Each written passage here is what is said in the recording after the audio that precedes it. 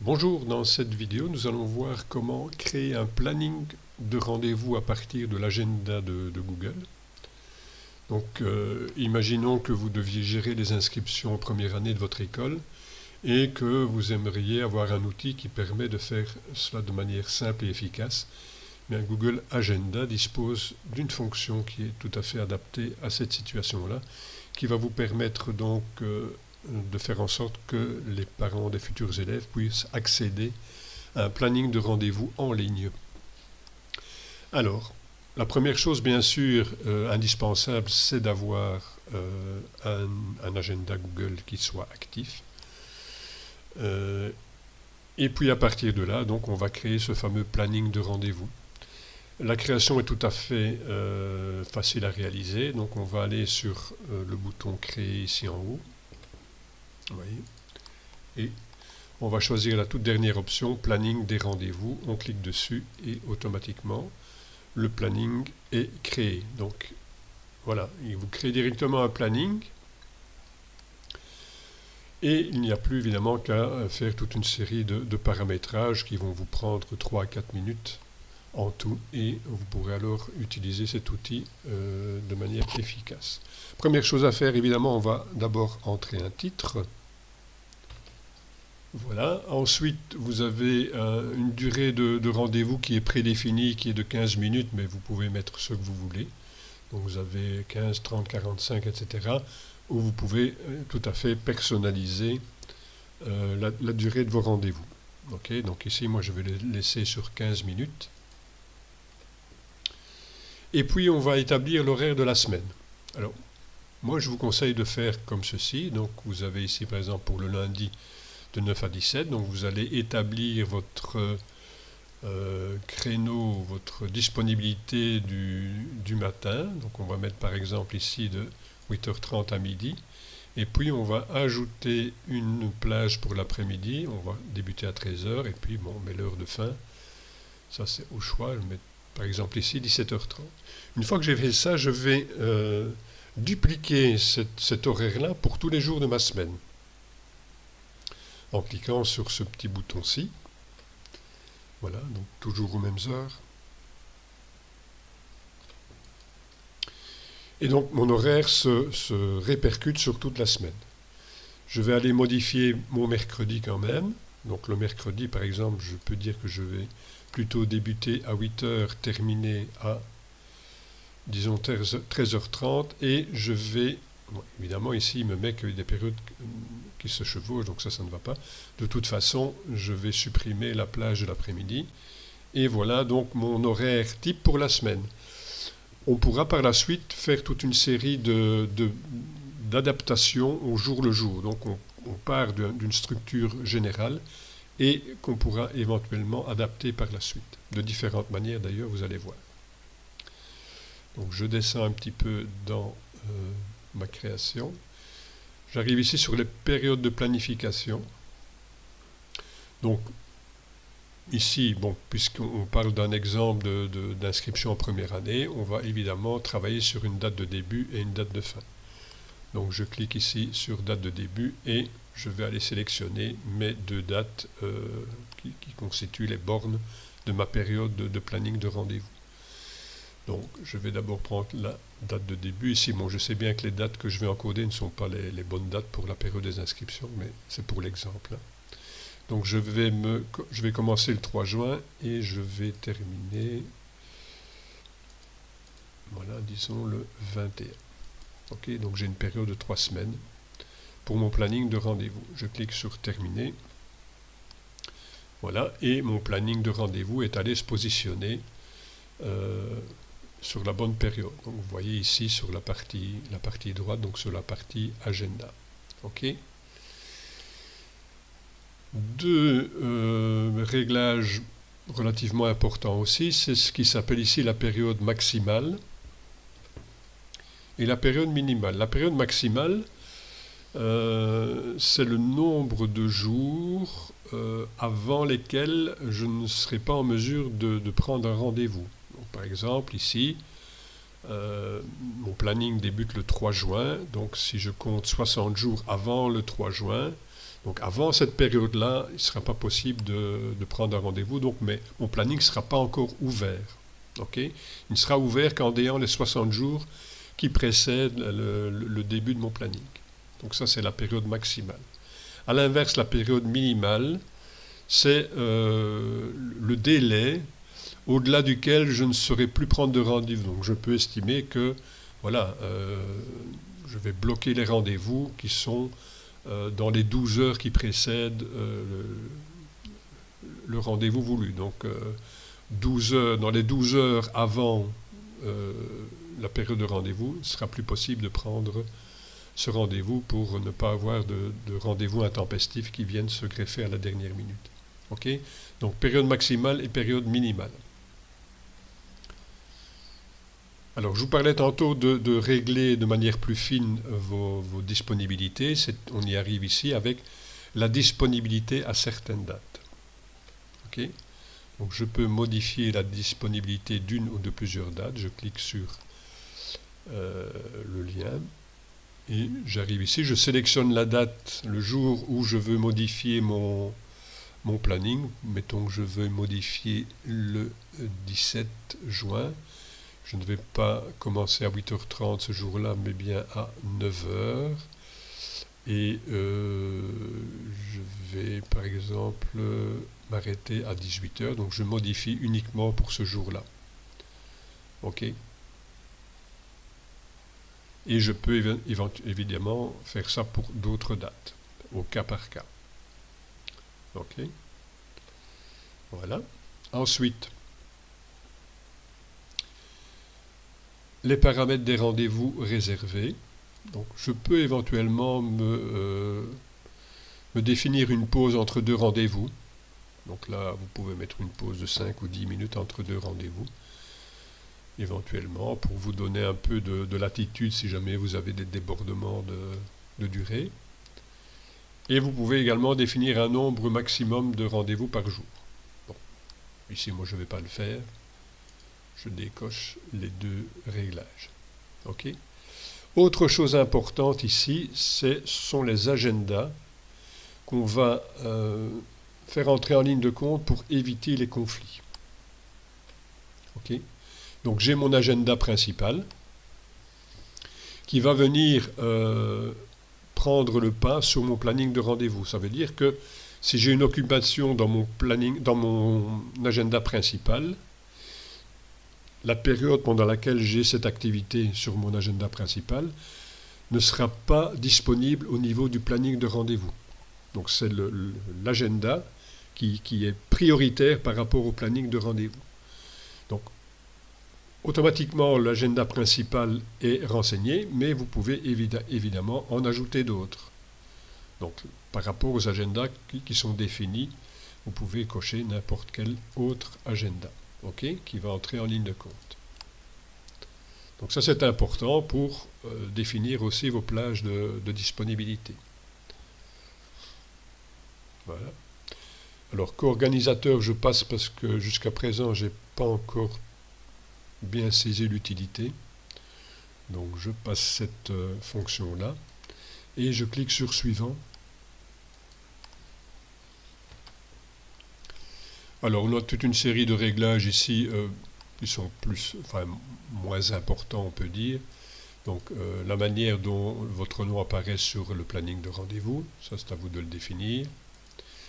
Le lieu et conférence, bon à la rigueur on peut mettre une information supplémentaire, donc c'est forcément une réunion présentielle, et je peux mettre école secondaire, bâtiment B, premier étage par exemple, voilà pour avoir cette information là. Ça les personnes savent à quel endroit elles doivent se rendre. Description, ben là je peux ajouter quelques informations, par exemple rappeler aux parents qu'ils doivent absolument venir avec le formulaire unique d'inscription, se munir de la carte d'identité de l'enfant. Pardon.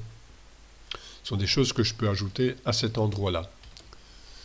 Donc voilà, on indique ici un petit rappel d'informations sur les documents qu'il faut avoir à disposition le jour de l'inscription. Voilà. à quoi ça peut servir cette rubrique-ci. Le formulaire de réservation, là c'est important. Donc par défaut, on a un prénom, nom et adresse email qui sont obligatoires. Et ensuite, on peut ajouter les éléments que l'on veut. Donc je peux par exemple ici ajouter un numéro de téléphone que je peux rendre obligatoire. OK. Donc ajouter un élément. Voilà. Je vais évidemment ajouter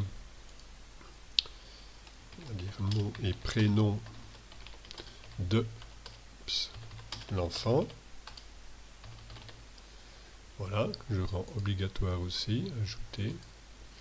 Éventuellement, je peux demander le nom de l'école primaire. Oups, allez. Que je peux rendre obligatoire ou pas, c'est à vous de voir. Et enfin, je vais demander la localité de l'école primaire. Voilà. Hop. Donc j'aurai un formulaire où je devrai nécessairement encoder ces informations-là. Ici, on demande une validation par email, donc voilà. Alors, confirmation et rappel des réservations. Donc ici, on va avoir... Alors, la personne qui a pris rendez-vous et vous-même allez recevoir un email de confirmation qui contient l'invitation d'agenda. Et puis, on peut sélectionner ou pas. Vous voyez que là, elle est grisée, donc c'est systématique. On n'a pas le choix autrement. Mais on peut faire en sorte qu'il y ait un rappel par email pour la personne qui a pris le rendez-vous un jour avant. On peut éventuellement ajouter encore un rappel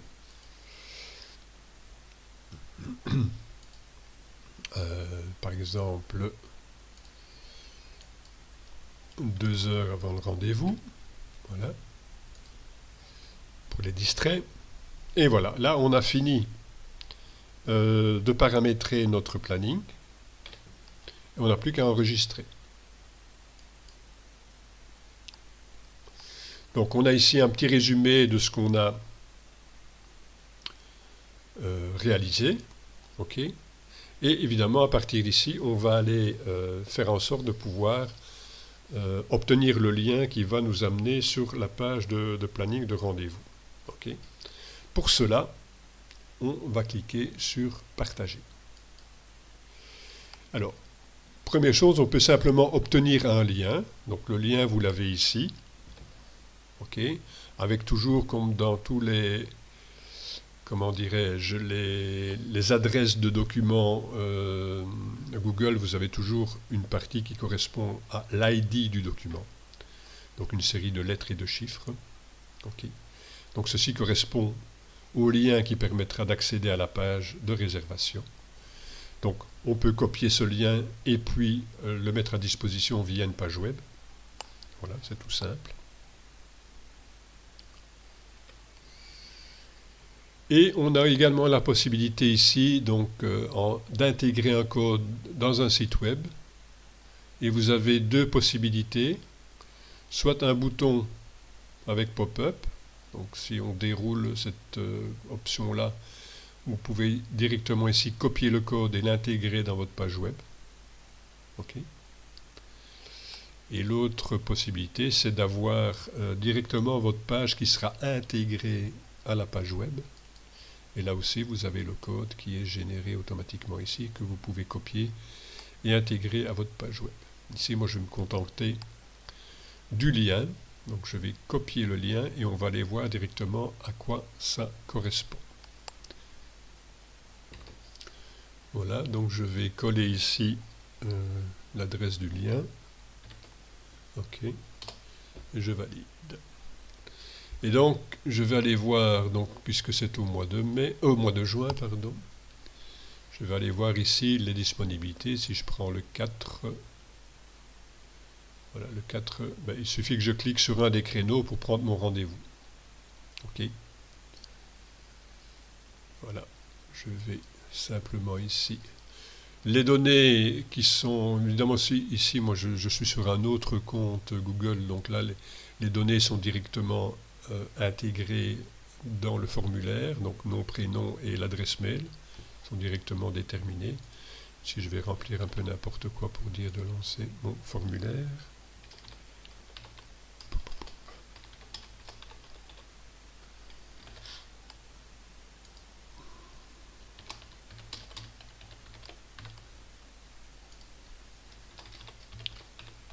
Voilà, et je réserve. Oups, voilà. Donc là, j'ai une réservation qui est lancée. Voilà. Si je vais sur le compte sur lequel je suis ici, je vais voir que j'ai reçu un mail avec mon rendez-vous, donc qui reprend toutes les informations. À partir de ce mail, je peux annuler mon rendez-vous ou réserver un autre rendez-vous. Ok. Voilà, donc ça fonctionne exactement comme ce qu'on peut trouver parfois pour prendre un rendez-vous en ligne pour un médecin par exemple. On a à peu près ce genre de mail avec la possibilité d'annuler ou de prendre un autre rendez-vous. Voilà. Alors, on va regarder maintenant. Je reviens. Je reviens sur mon planning. Donc on avait dit que l'agenda principal, en tout cas les agendas qu'on renseignait, devenaient prioritaires sur le planning.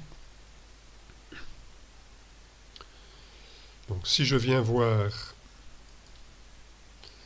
j'écris sur terminer, je ferme ceci. Si je viens voir au niveau, voilà, donc on voit ici que j'ai notamment le lundi 10, j'ai une occupation de 10h à midi. Je vais aller voir ce qui se passe au niveau du planning de rendez-vous. Donc le 10, on voit bien ici que la période de 10h à midi n'est pas disponible dans mes créneaux de rendez-vous. Donc c'est bien l'agenda principal qui prend le pas, qui est prioritaire sur le planning de rendez-vous. Non seulement l'agenda principal, mais ceux que vous auriez renseignés en supplément. OK ? Voilà. Alors, il reste une toute petite chose à préciser. Si on veut maintenant apporter des modifications à ce planning, il suffit de venir sur n'importe quel créneau, n'importe quelle plage. Vous voyez quand le curseur de la souris devient un doigt pointé, je clique et je retombe sur la petite fiche que j'avais tout à l'heure. Il suffit d'aller sur le petit crayon pour modifier le planning de rendez-vous et vous avez de nouveau accès à tous les paramétrages. OK ? Quand vous avez fait vos modifications, bien sûr, vous enregistrez. Ensuite, si je veux supprimer ce planning, je viens de la même manière, mais je fais un clic droit, je clique sur supprimer, et là je précise ce que je veux supprimer. Donc si je veux supprimer tout le planning, je coche cette option-ci, et tout mon planning sera supprimé. Voilà donc comment créer un planning de rendez-vous à partir de Google Agenda. J'espère que ça vous sera utile, et je vous dis à bientôt dans un autre tutoriel. Ciao!